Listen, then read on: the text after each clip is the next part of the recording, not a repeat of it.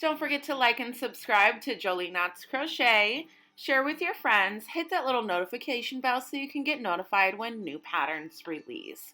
All our videos are available in left and right-handed tutorials. The way that I'm going to join these is with a magic knot. You can join them however you want, but I want to show you this is going to be a lot of ends to weave in, so it would be beneficial if you can find an easy way to join and not have to weave in all those ends. So I'm going to take my old yarn, or the one that's ending, and the new yarn, and I'm going to put them both together.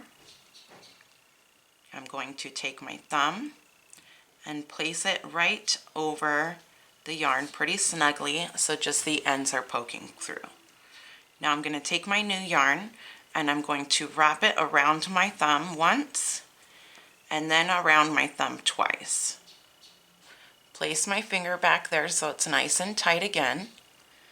And now I'm going to pull the yarn between my thumb and the yarn there, okay?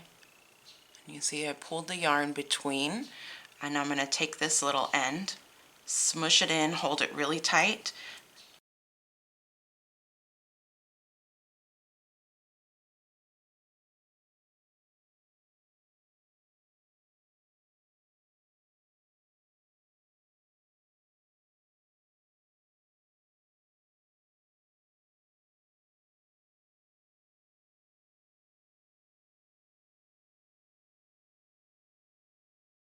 And I'm going to pull and allow these all to pull together.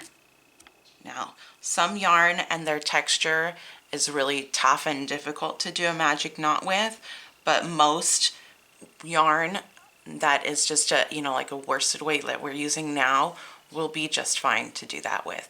And this knot ain't going anywhere. If I pull this really hard, the yarn will break before that knot. All right?